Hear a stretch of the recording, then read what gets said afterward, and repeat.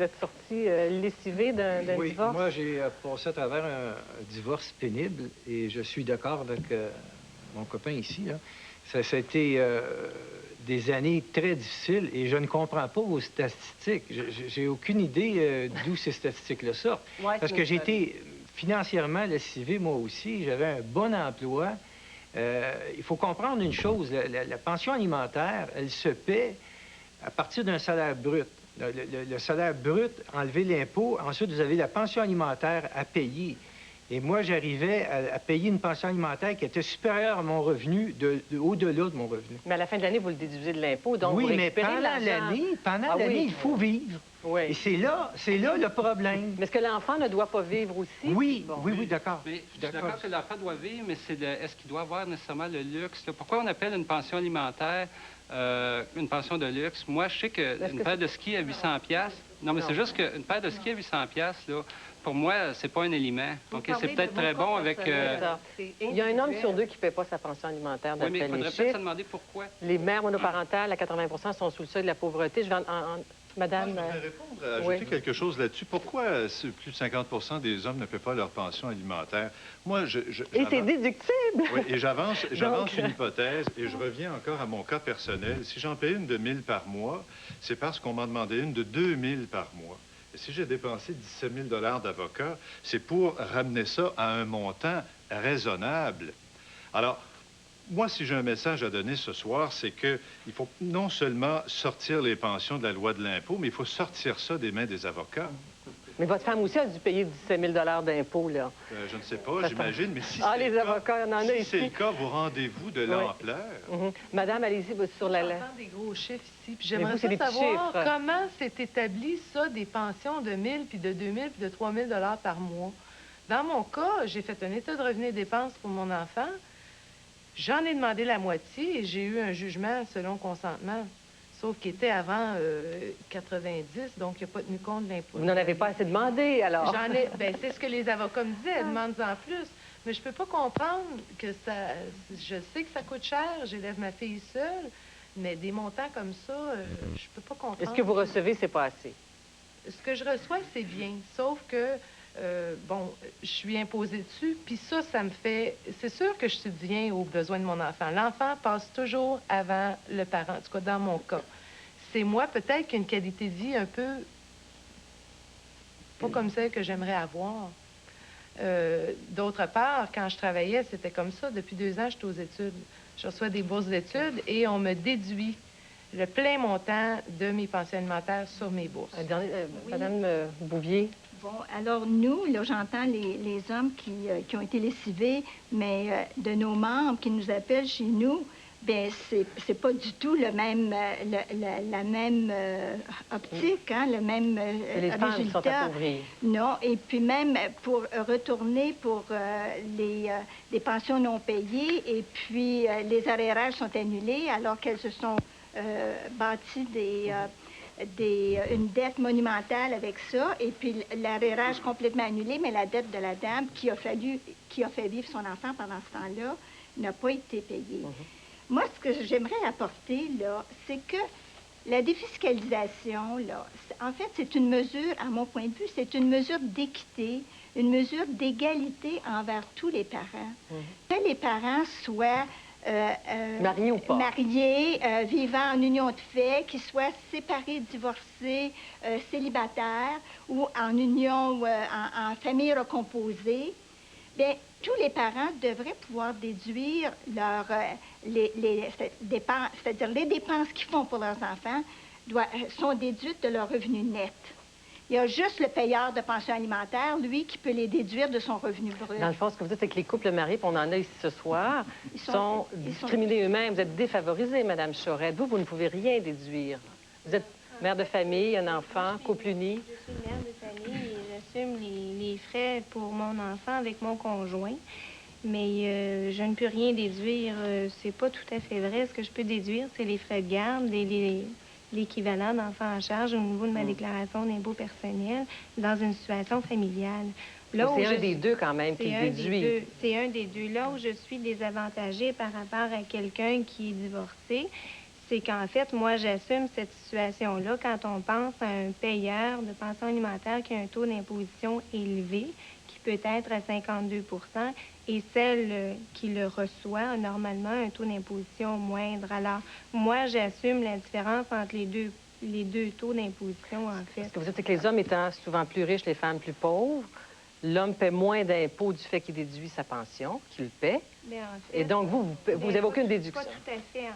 Pas tout à fait. En fait, ce que je dis, c'est que le taux d'imposition de monsieur peut être plus élevé, soit 52 donc il déduit, donc il a un avantage de 52 et madame doit s'imposer peut-être sur un taux d'imposition qui est 30 La différence entre 52 et 30, soit le 22 c'est moi qui le couple marié. C'est ça, monsieur Perrault, aussi, vous êtes dans la même situation. Vous les trouvez chanceux, des fois, les pères divorcés qui paient la pension?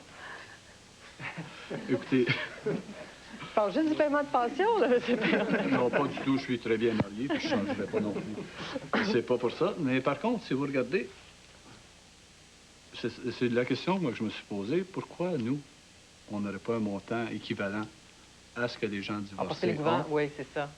Comme déduction sur notre montant. Si moi, je fais ça, je ne sais pas, disons, moi, mon épouse est chez moi. Si je fais 60 000 par année, pourquoi...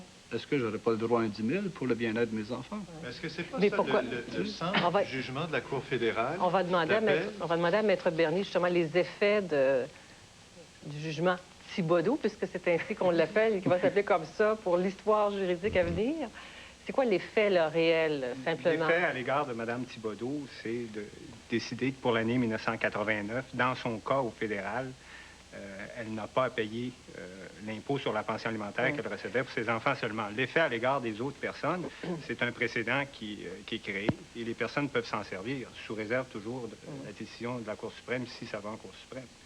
Alors, l'effet, c'est à l'égard de toutes les mères qui sont gardiens d'enfants et qui reçoivent pension alimentaire pour leurs enfants seulement. Alors, faut-il défiscaliser? C'est un bien grand mot pour dire qu'il faut se soustraire de l'impôt ou pas. Il y a un débat là-dessus. Sur ça, je voudrais rajouter quelque chose. C'est que M. Dessert, en arrière de moi, dit qu'il faut sortir les avocats du divorce. Une façon peut-être de les sortir, c'est de simplifier la chose. Puis simplifier, bien, si on enlève l'impôt sur les pensions alimentaires, si on enlève tous les calculs qu'on doit faire, si on évite le fait qu'une personne qui divorce ne peut plus passer d'entente sur le coin de la table, c'est déjà quelque chose qui va aider à déjudiciariser. Mais M. Dessert veut, lui, faire diminuer sa pension si jamais ça sort de l'impôt parce qu'il va vouloir payer moins. Donner le besoin réel. Peut-être dans le cas de M. Dessert, peut-être, parce que dans son cas, on a tenu compte de l'impact fiscal, mais c'est peut-être dans des rares cas où on a tenu compte adéquatement de l'impact fiscal. M. Larreau. Il faut savoir qu'avant 1990, la plupart, je ne dis pas la totalité, mais la plupart des pensions ne tenaient pas compte de l'impact fiscal. Alors, le payeur de la pension ne faisait que payer, ma foi, peut-être le besoin à l'égard de l'enfant, sauf que la femme qui recevait la somme doit payer de l'impôt, donc généralement, peut-être entre 30, peut-être des 50 d'impôt là-dessus. Ce qui fait que depuis 90 ou environ, on a commencé à tenir compte de l'impact fiscal. Mais pas à sa juste mesure. Encore, la Cour d'appel, cette semaine, rend un jugement et on a dit la Cour supérieure a oublié d'en tenir compte. Or, il est faux de dire qu'encore aujourd'hui, les tribunaux en tiennent compte à sa juste mesure. Ils n'en tiennent pas compte. Or, il y a deux personnes qui ont fait un enfant, que les deux personnes vérifient les besoins réels de l'enfant et qu'il y a un paiement. Le jugement Thibodeau, on n'aurait même pas eu besoin de se rendre là si effectivement il n'y avait pas eu cet irritant qui est la fiscalité, puisque le payeur paie la juste part, le parent gardien reçoit cette somme-là, et il n'y en a pas de problème. Pourquoi ajouter un irritant supplémentaire à une question déjà assez difficile? Est-ce un irritant? Maître Fortin, vous avez mis au point un logiciel qui tient compte de l'impact fiscal, qui le calcule pour... Je dois vous dire que je sais que les juges, même si les calculs se font au dollar près ou à la scène près, si vous voulez, qu'il y a des juges qui trouvent que c'est trop cher, et je vais être obligé d'avouer ce soir qu'il y a des juges qui ne tiennent pas compte correctement de la fiscalité. Plus si les juges hommes que femmes, peut-être? Non? Je ne suis pas capable de vous répondre là-dessus. D'accord. C'est pas un outrage au tribunal, si vous dites oui, là. Peut-être que oui, peut-être que non. Je ne pratique pas assez dans le domaine de la famille comme tel, surtout en fiscalité.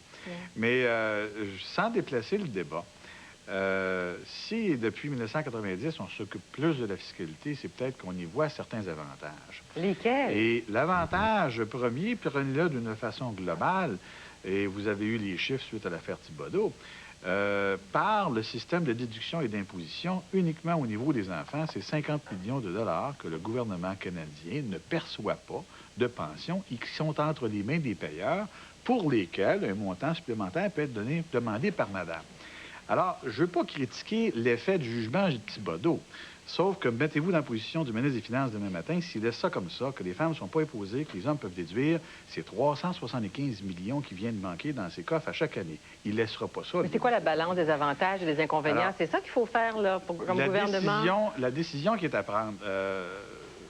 comme tel, je pense, c'est d'abord de faire un choix. Il y a un choix social à faire. Si on regarde la fiscalité de chacune des personnes ici ce soir, j'ai aussi un chapeau de père de famille avec 4 enfants et une épouse, et j'aimerais bien ça. Déduire, moi, le coût de mes enfants, ce serait très utile. Alors, on a ce choix-là à faire. Est-ce qu'effectivement, maintenant, on demande au gouvernement de faire des choix? Quel choix à faire? Je vous donne un exemple, juste le budget provincial hier, où pour aider jusqu'à un certain point les familles, c'est au niveau des frais de garde d'enfants qu'on a statué. C'est neutre. Et en plus de ça, on a transformé la dépense par un crédit, et ça, c'est à l'avantage des familles qui ont moins de revenus. Ça, c'est une mesure neutre, et ça aide les enfants.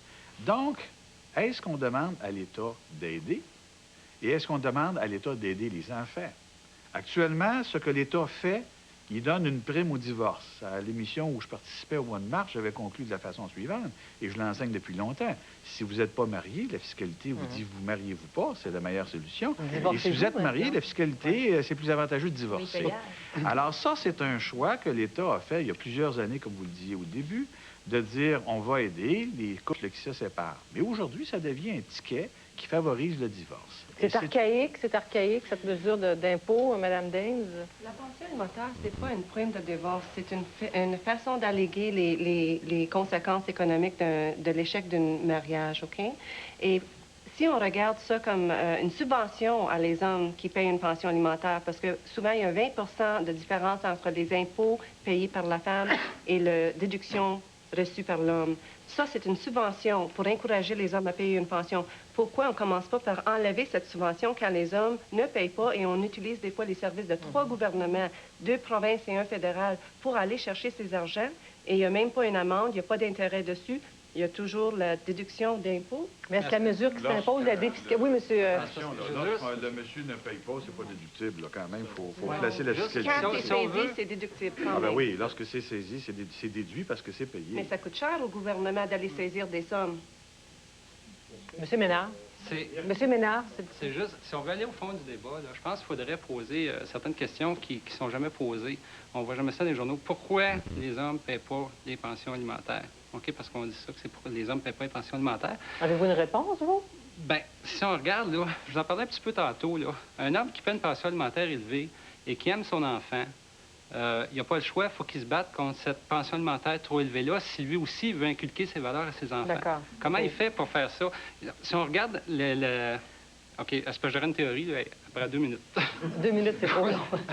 Vous avez fait votre point sur la question des valeurs. Madame Bouvier, vous vouliez réagir à ça, oui, vous? Vous aviez dit tout à l'heure, est-ce une mesure archaïque? Oui, en effet. Parce que dans les années 40, quand elle a été imposée, déduction-inclusion, c'est qu'à ce moment-là, le payeur payait vraiment sur 2 maisons parce que les femmes n'étaient pas sur le marché du travail. Et maintenant, ce n'est plus le cas. Et c'est seulement les pensions à 90 sont payées pour les enfants seulement, sont versées pour les enfants. Donc, ce qui veut dire que c'est simplement la part d'un parent pour son enfant. Voulez-vous bien me dire pourquoi faire qu'il y a le bonbon de la déduction quand il fait juste payer sa part? Maintenant, vous dites que c'est une responsabilité et non pas une dépense. Là, Ah, Madame Bouvier, c'est ça que vous dites? Oui, puis l'autre chose... On va laisser terminer, Madame... On ne peut pas parler, là, tu sais, quand on dit, ben oui, mais je paye trop, bien je paye pas, bien, il y en a des deux côtés, là. Alors, assouplissons les choses, mettons une formule qui est plus simple et neutre, et qui n'est pas neutre, mais c'est le bien de l'enfant. Et cet enfant-là, c'est la responsabilité des deux. Donc, de quelle façon chacun va payer, et c'est ça qui va payer. Voilà une valeur importante, n'est-ce pas, monsieur? Est-ce que les pères divorcés, vous acceptez ça? Ben, nous, on regarde de ce point de vue aussi, c'est-à-dire que les déductions pour enfants, quand on fait nos déclarations d'impôt, quand on est marié, il y a un parent qui va le déduire. Quand on est séparé, on a plus cet avantage quand on est parent non gardien.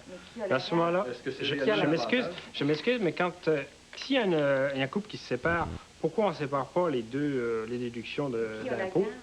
Il y a une chose aussi qu'on se pose... Qui nourrit, lave, soigne, se lève la nuit, va à l'école le matin? Le parent gardien, et le parent non gardien, il contribue à la pension alimentaire.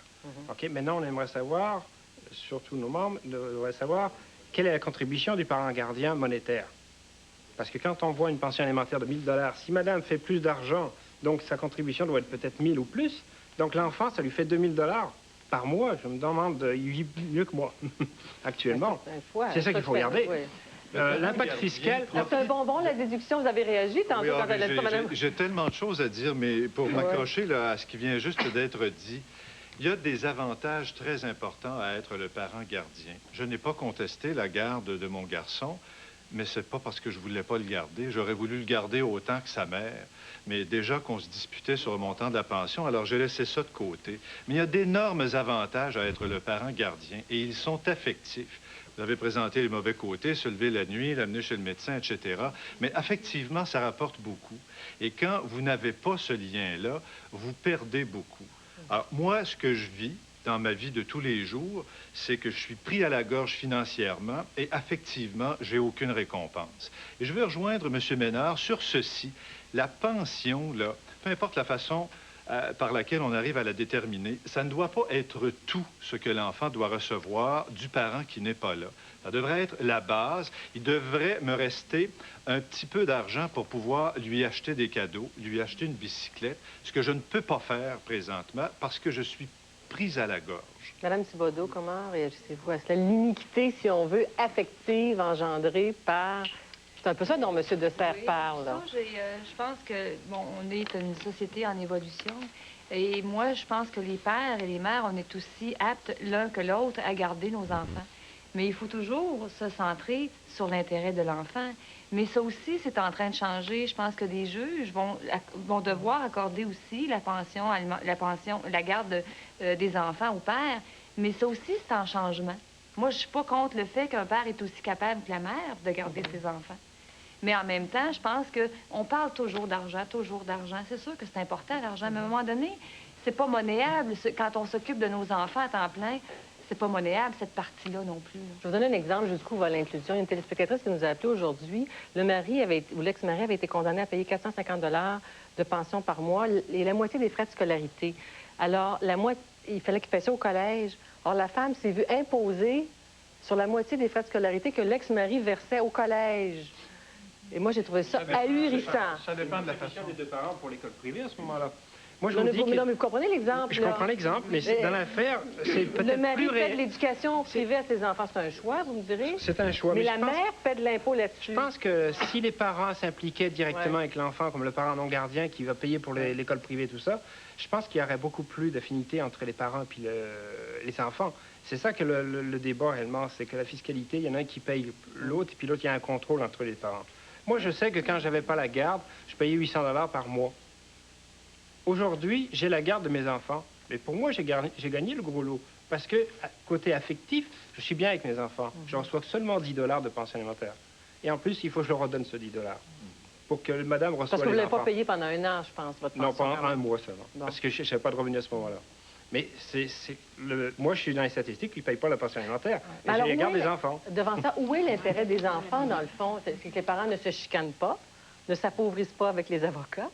Et ils s'entendent, quel que soit le niveau de pension. Des skis, c'est peut-être un luxe pour vous, ça n'est peut-être pas un pour un autre. Où est l'intérêt de l'enfant? Comment le retrouver dans un système de paiement de pension? Il n'y aurait pas de pension alimentaire. Le système judiciaire actuellement, ça prend un coupable.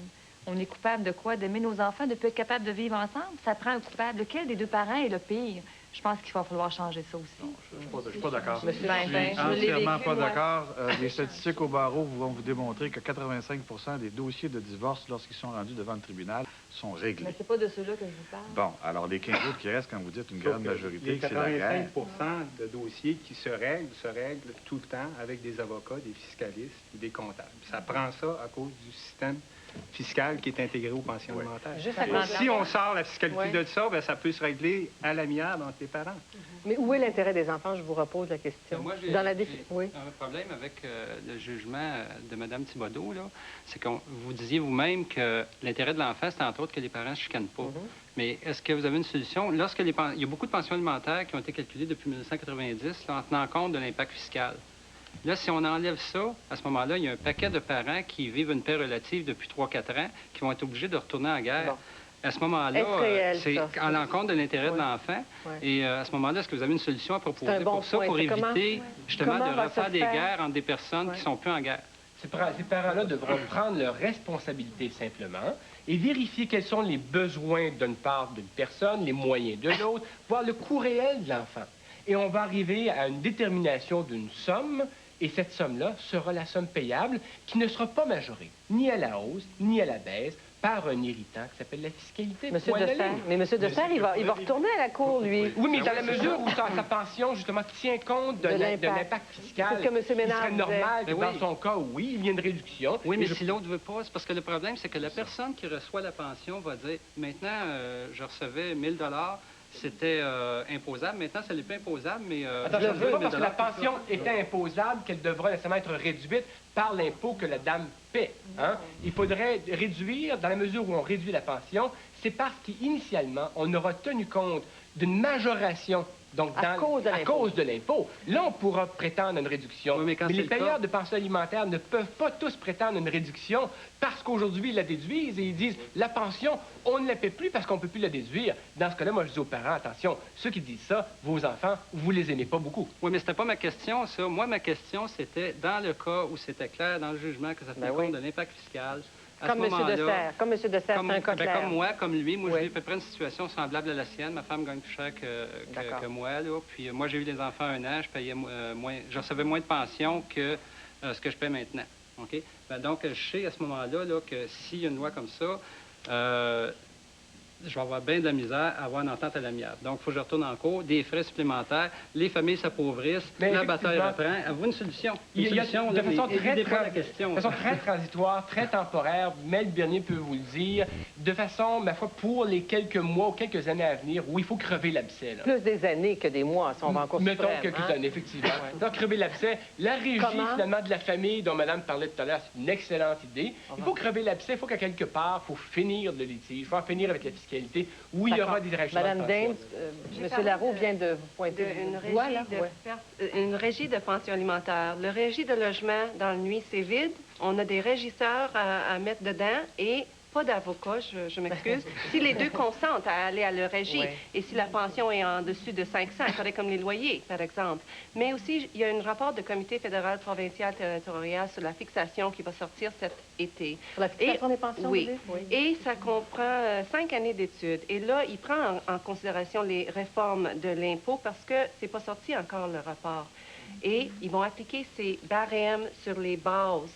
Un enfant, ça coûte tant. Oui, les besoins extraordinaires sont plus que ça. Et c'est pas toutes les familles qui ont des skis. On a des pensions qui payent les nécessités de vie, pas les besoins extraordinaires et l'école privée. Qu'est-ce que dit le Conseil du statut de la femme là-dessus, Mme Lepage? Vous êtes économiste. Oui, c'est ça. On a dit qu'il y a des femmes qui seraient perdantes après la bataille de Mme Thibodeau. Bon. Moi, j'aimerais un peu donner leur juste sur les pensions qui sont versées et la situation après la rupture. Les études montrent bien qu'après la rupture, il y a le 2/3 des femmes qui vivent sur le seuil de pauvreté, alors que c'est le cas de 16 des hommes. Bon, c'est une étude du ministère de la Justice fédérale et ça a été confirmé par une étude de l'Université Laval récemment qui donne à peu près les mêmes chiffres. Ensuite, autre chose, quelle est la pension qui est payée? Est-ce qu'elle est énorme? Les statistiques fiscales du Québec, donc c'est le ministère du Revenu qui les fournit pour l'année 91, établit que la pension moyenne versée par les payeurs de pension alimentaire, les hommes, c'est 5 200 $. Donc, c'est pas 10 000, c'est pas 15 000. C'est une pension moyenne. Il y a des pensions plus généreuses, il y a des pensions qui le sont moins, mais c'est 5 200 $. Ce 5 200 $-là, c'est brut. Donc, pour le payeur, ça veut dire que son coût de pension est beaucoup plus faible, un coût qu'on a enlevé l'effet fiscal. C'est ça.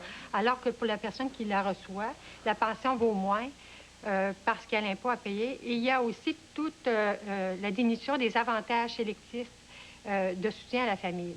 depuis quelques années, on en vient à des mesures de soutien à la famille qui sont de plus en plus sélectives selon le revenu.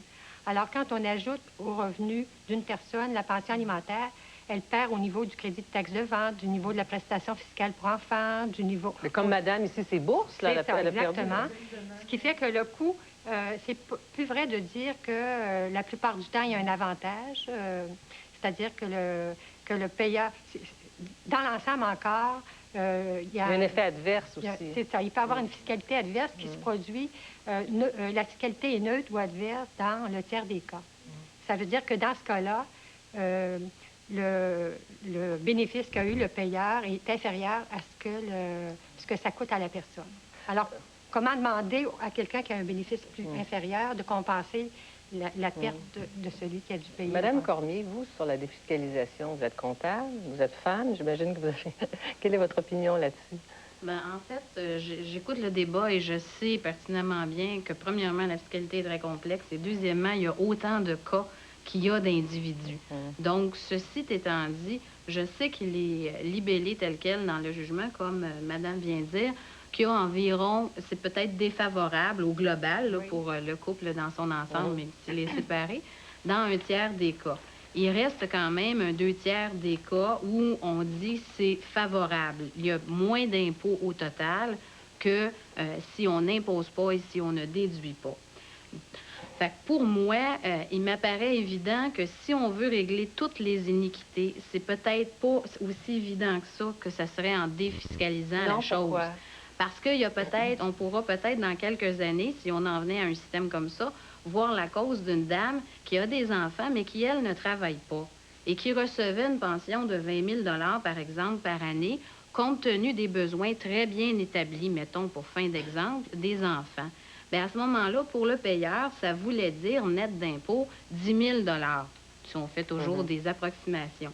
Bien, ce payeur-là, si on lui dit « tu ne peux pas déduire », il est possible que sa capacité de payer soit vraiment 10 000 Donc, ma femme qui est à la maison avec des enfants qui ne travaillent pas n'aurait plus que 10 000 dans cet exemple-là.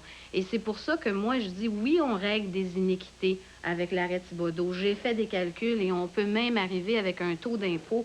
Quand on a un salaire de 25 000 par exemple, et une pension de 10 000, on est près de 60 Il nous reste à peine 4 000 du 10 000 Donc, je suis tout à fait d'accord dans ces cas-là qu'il y a réellement une iniquité. Alors, quels sont les choix possibles pour le gouvernement? Défiscaliser de manière pure et simple, c'est-à-dire sortir ça de l'impôt de manière pure et simple, ou laisser, comme aux États-Unis, je crois, le choix, ou d'autres pays?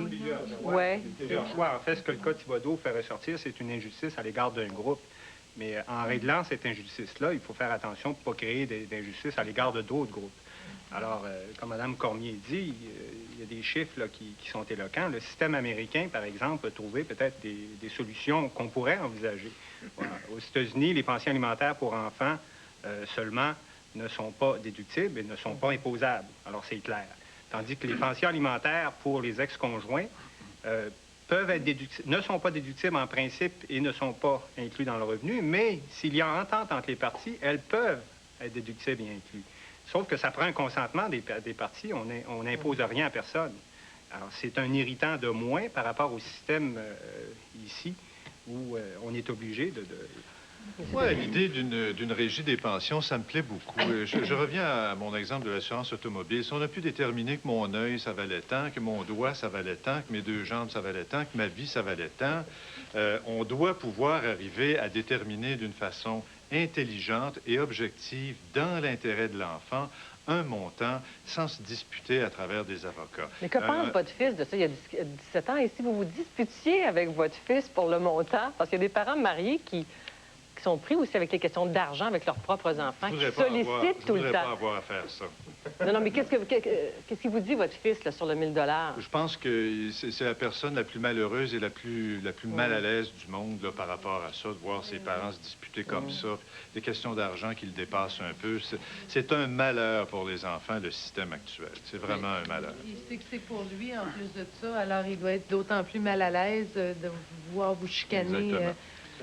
Moi, je suis surpris un petit peu. Sur ce qu'il dit, c'est que si monsieur dit il faut déjudiciariser parce qu'un doigt vaut tant, un œil vaut tant, moi, je suis parfaitement d'accord avec ça, mais ce qu'il faudrait peut-être déterminer, puis ce dont on ne parle jamais, c'est est-ce qu'on en donne, oui ou non, une pension de luxe? Est-ce qu'on dit aux parents gardiens... Ça vous a frappé, monsieur Ménard. Alors, je me suis aperçu qu'il y avait des parents qui se sont battus en cours. Quels sont les biens de luxe que vos enfants Bon, regardez bien, j'ai été témoigné en cours la semaine passée contre un homme. J'ai été pour une femme parce que, selon moi, l'homme demandait la garde de la femme pour s'enrichir, pour faire de l'argent. J'ai même été témoigné pour une femme.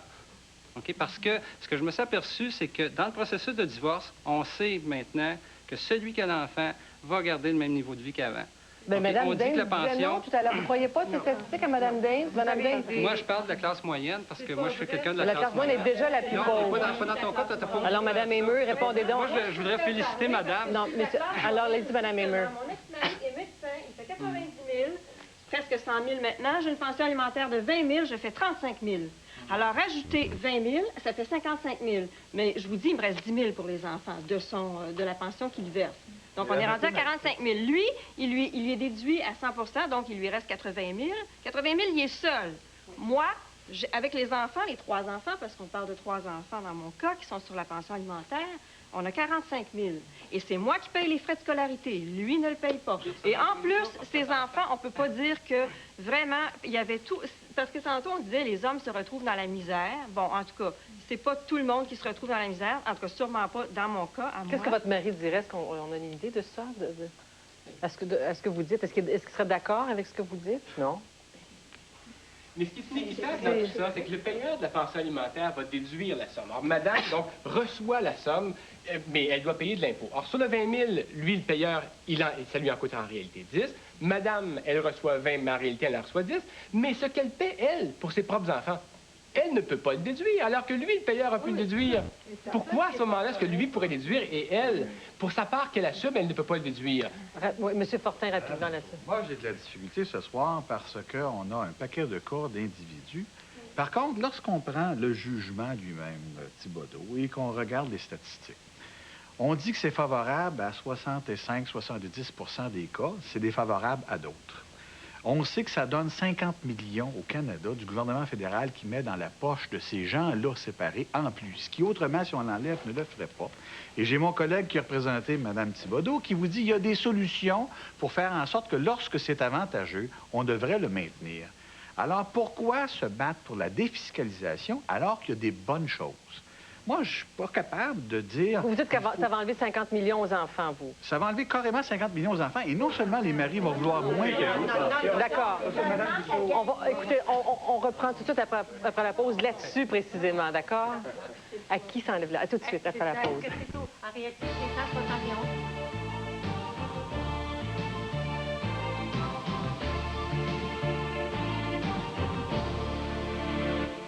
171. Le secret, l'équilibre d'hydratation. La découverte, je n'aurais jamais cru que mes cheveux puissent avoir une allure aussi saine. L'innovation, les shampoings et revitalisants Hydravive de L'Oréal. Les hydroprotéines, de puissantes molécules, renouvellent l'équilibre d'hydratation du cheveu, sans huile ni effet alourdissant, pour des cheveux sains chaque jour. L'avantage, tout le monde peut avoir des cheveux sains, vraiment tout le monde. Nouveau Hydravive de L'Oréal. L'équilibre naturel d'hydratation pour des cheveux sains. Les tampons moussants anti-rouille Scotch Brite. 3 fois plus de pouvoir nettoyant que la laine d'acier. Ils récurent donc 3 fois plus de lasagne, de rôti de bœuf et d'ailes de poulet. Bonne nouvelle pour vous. Oui, dommage pour les poulets. Bravo, délicat! Les tampons anti-égratignure Scotch Brite. Assez puissants pour nettoyer sans égratigner. Parfait pour la porcelaine, les ustensiles anti-adhésifs ou la belle jarre de ma tante Charette. Les tampons moussants anti-rouille et anti-égratignure Scotch Brite. Encore 2 brillantes idées de 3M. Oh!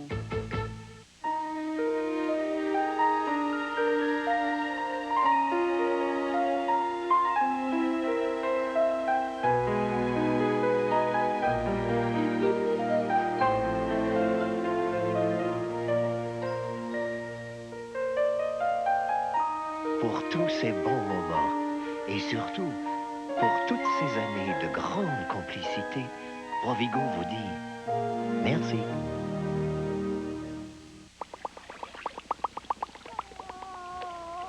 Ils m'en ont promis du gros.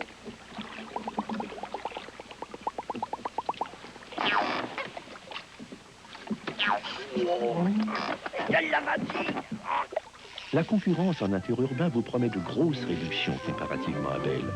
Mais la comparaison ne tient pas compte de nos plans d'économie. En bout de ligne, évitez d'être surpris. Appelez-nous. Ah ben, le verre l'a mangé.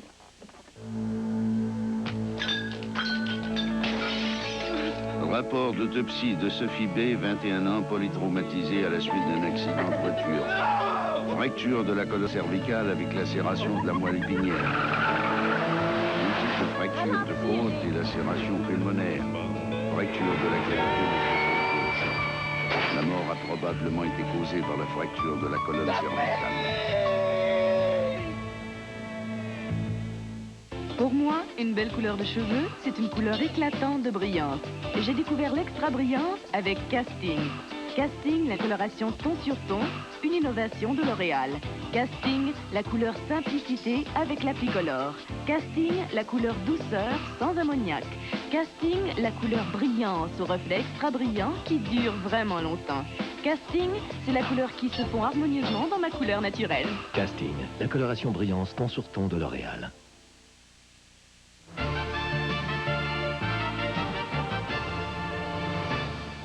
Pour conclure, c'est presque le jeu du qui perd gagne, là, la question des pensions alimentaires. Monsieur Fortin, ce 50 millions, vous vous dites que les enfants perdent si on défiscalise. Le risque de perdre, c'est effectivement, on défiscalise au complet. Qui perd gagne, je ne sais pas. Dans le jugement de Mme Thibodeau, on disait que même Madame gagnait peut-être pas parce que son mari a lui demandé de rembourser l'impôt. Vous nous disiez dans l'entracte quoi recommander aux personnes. Si vous êtes une femme, assurez-vous de la partie de la pension alimentaire pour vos enfants. Et peut-être contacter notre collègue ici au niveau du recours collectif pour s'y joindre et faire que ce ne soit pas imposable.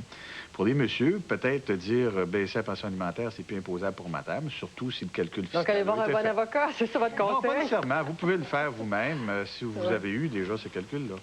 Monsieur Larreau, d'abord... Il faut voir que lorsque le couple est uni, l'homme dit « Diable, ça coûte cher, les enfants. » Puis quand on sent qu'ils sont plus ensemble, l'homme dit « Batèche, la madame, tu dépenses bien, tu sais, finalement, les enfants, là, ça coûte pas si cher que ça.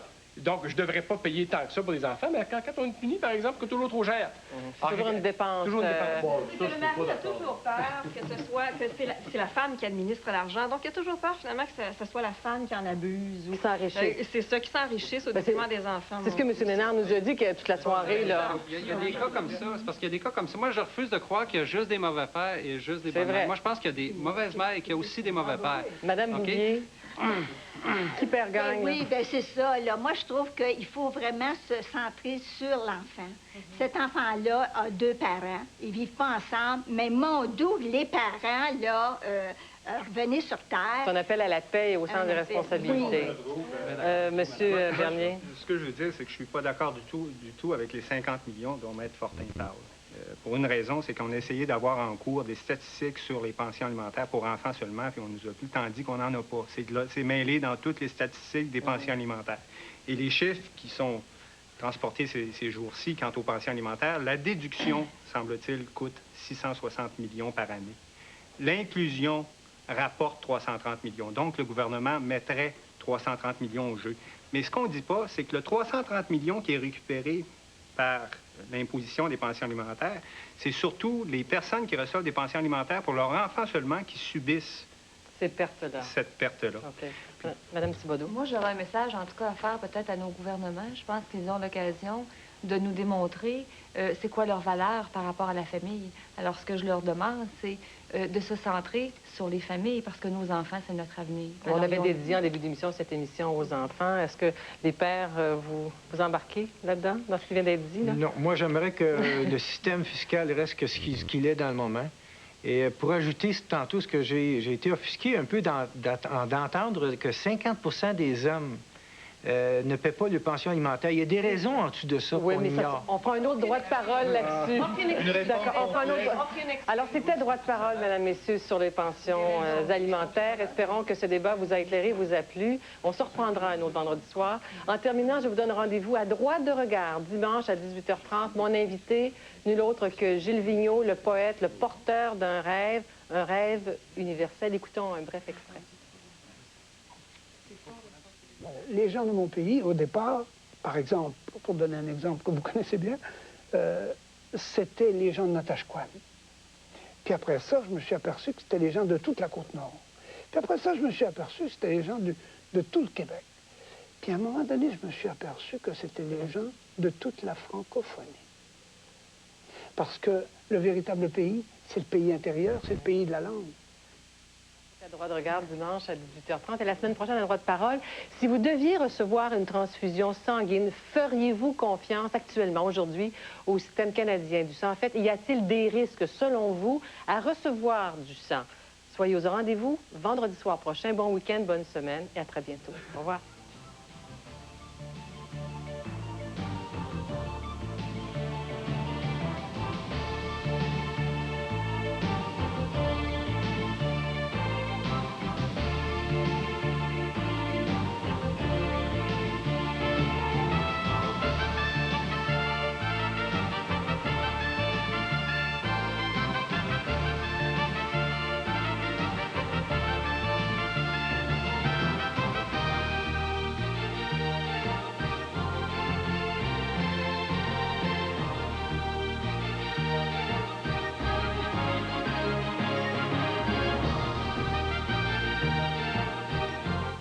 Qu'est-ce que les femmes attendent de la vie sur le plan intime et sur le plan professionnel? À 22h, Parler pour parler fait le point sur la question. Après la pause, le retour de Sherlock Holmes.